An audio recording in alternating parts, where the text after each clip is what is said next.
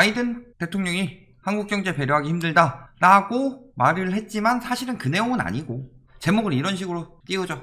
이거는 뭐 조회수 늘리려는 거고 2년간 미국 기업 우선의 경제정책을 쓸 수밖에 없다. 자국 중심주의로 가겠다. 미국 코로나 장난 아니죠. 실업자도 장난 아니고. 그러니까 자국 중심주의로 가겠다. 이 얘기죠.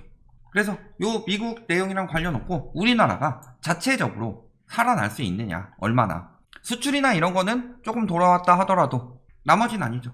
일단 내수가 박살이 났는데. 그래서 지금 경제 상황 어떤가? 대공황급 아닌가? 라이트하우스 저 자식은 생긴 것도 띠껍게 생겨가지고 떨어진다, 경제 상황 안 좋다, 부정적인 이야기만 한다, 이런 이야기 하는데 왜 그런 얘기를 할 수밖에 없느냐. 그런 시장에서 자산 가격 거품은 초보자들이 들어갔을 때는 굉장히 감당하기 힘들기 때문에 나중에 터졌을 때 주의해라, 공부해라, 그리고 부동산은 이미 거품이 많이 끼었기 때문에 들어가지 말아라 라고 경고하는 거죠. 너무 사람들이 경각심이 없어요. 그래서 그 부분을 말하자는 거죠. 자, 보면 어때요? 아까 이야기했지만 취업자는 98만 명 감소하는 동안에 실업자는 어때요? 157만 명 늘어났다. 최악이죠. 어디에요? IMF 외환위기 때인 1998년 12월 이후 가장 많은 감소다. 그리고 11개월 연속 감소다. 지금 특히 IMF급 고통을 겪고 있는 분들이 많아요. 그런데 이걸 가지고 돈 푸니까 금리가 낮으니까 무조건 오른다, 이런 식으로 이야기하고 있죠. 그걸 뭐라고 그래요? 자산시장과 실물시장의 괴리라고 하죠. 대표적으로 지표를 볼 수 있는 게 부동산 시장 같은 경우는 PIR을 보면 되고 주식시장 같은 경우는 버핏 지수를 보면 되죠. 둘 다 지금 상황이 그렇다. 자산시장과 부동산 시장의 괴리가 엄청 커지고 있다. 역성장 외환위기 이후 처음이라고 그랬죠. 리먼 때도 안 터졌어요. 역성장은 안 났어요. 그런데 지금은 적어도 리먼 이상의 위기가 왔음에도 불구하고 사람들이 너무 안이하다. 유동성 장세라고 맨날 이야기하는데 전 세계적인 유동성 장세 추이 막 하면서 이야기하고 있는데 왜 돈을 풀어요? 그만큼 먹고 살기 힘들어진 사람들이 많다는 거죠. 그런데 그걸 가지고 자산시장이 오를 때다 라고 이야기하는 게, 남들의 고통이 내가 돈 벌 때다 라고 이야기하고 있는 게 제정신인 상황이냐. 경기 동향 전망지수, 특히 전통시장 소상공인 2월에 설도 있는데 아작이 났죠. 우울한 설, 최악 이어지고 최강경기 곤두박질 치고 있고 더 떨어졌어요. 코로나 막 터졌을 때보다. 그런데 맨날 하는 얘기가 뭐예요? 지금 실물 경기가 박살나고 있는데. 그런데 창업이 늘었대요.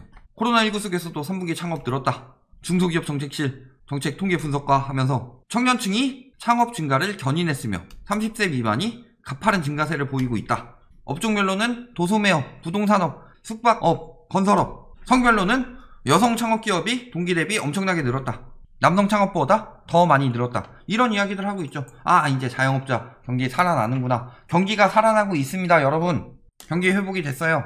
그러니까 이제 금리는 저금리고 시중금리 거의 코로나 이전 수준까지 회복되고 있는데도 기준금리는 아직도 저금리고 자영업자 창업은 늘고 있으니까 경기가 살아나고 있습니다, 여러분. 자산시장은 더 오를 거예요. 집값 오늘이 제일 쌉니다. 주식하세요. 주식 맨날 올라요. 그러면서 지난해 사업체 등록 24% 증가했다. 위기는 창업의 기회다 하면서 지난해 사업체 등록 건수는 전년 대비 24%나 증가한 450만 건에 달하고, 경기 침체 때는 전형적으로 창업 건수가 줄어드는데 지난해 창업이 많았다는 건 경제 전망을 긍정적으로 평가하는 기업가들이 많았다. 경기 살아날 거고 이제 회복이니까 사람들이 창업하고 있는 거다 라고 개소리를 늘어놓고 있는데, 정답은 뭐예요? 왜? 장기간 불황에 코로나까지 겹쳐서 문 닫는 공장이 급증했고 일자리가 사라지니까 퇴직자들이 너도 나도 자영업에 뛰어든 거다. 취업이 어려워서 창업했다. 코로나가 부른 실직, 위태로운 창업이 증가한다. 이거 뭐예요? 불황형 창업이다. 돈을 못 버니까 계속 까먹을 수는 없으니까 일단 창업해놔요. 그런데 지금 자영업자들 상황 어때요? 오히려 폐업하는데도 돈이 들어서 폐업을 못하고 있을 정도죠. 잘려서 일자리를 잃어서 혹은 계속 취업 도전을 하는데 코로나 때문에 점점 더 취업이 힘들어져 가서 뭐라도 하고 돈은 벌어야 되겠으니까 그래도 내가 열심히 하면 돈 벌 수 있지 않을까? 이런 생각으로 창업하고 있는 거죠. 물론 성공하는 사람들도 있겠죠. 저런 창업은 어때요? 가능성이 있어요? 경기가 살아나고 있어요? 근데 무슨 경제 전망을 긍정적으로 평가하는 이에요. 지금 다 죽어가고 있는데, 특히 K자형 회복이라고 하고 있죠. 대기업들은 수출 살아나서 올라가더라도 일반 서민들은, 자영업자들은, 소시민들은 어떻게 되고 있어요 지금? 나홀로 사냥 증가하고 있죠. 창업이 늘어나는데 긍정적으로 평가하고 있는데 왜? 1인 자영업이 최다 증가했어요? 직원들 잘랐으니까. 먹고 살기 힘드니까. 손님도 없고. 눈물 머금고 잘랐다. 알바세는 자영업자 16만 명 줄었다. 나홀로 사장 9만 명 늘었다. 무슨 소리예요 이게. 창업도 불황형 창업. 지금 현재 버티고 있는 자영업자들도 규모 축소해서 어거지로 버티고 있다. 거기다가 보면 어때요? 은행들 지점 다 없애버리고 있죠. 뭐 하는 거예요? 왜 없애요 갑자기?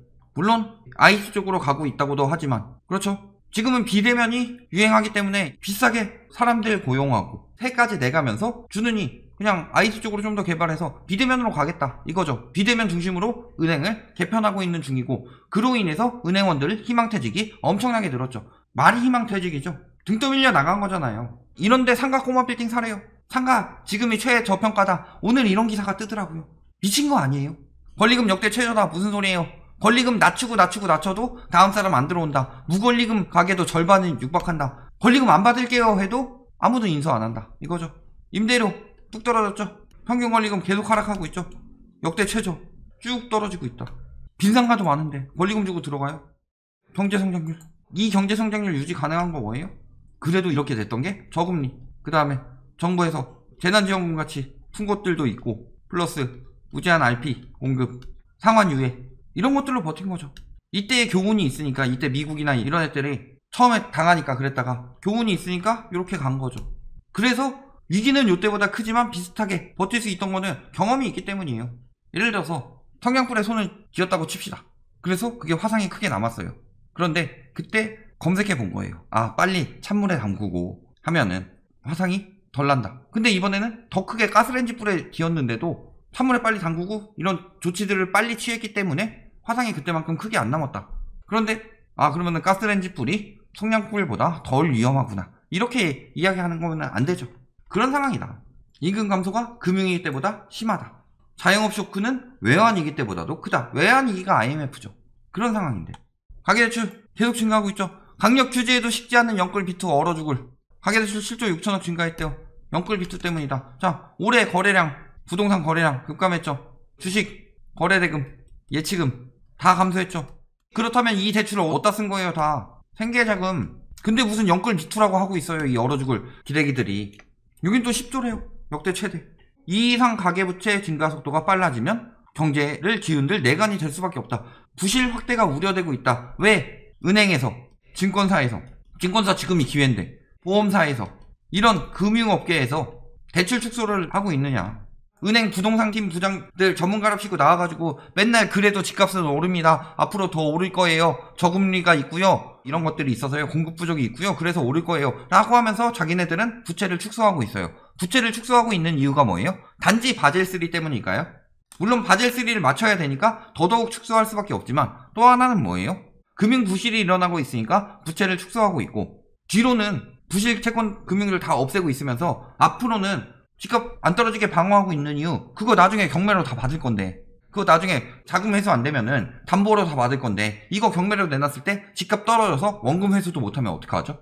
경매로 내놨을 때 원금 그리고 이자까지 해서 남겨 먹어야지 빌려준 의미가 있는 거죠. 은행 입장에서.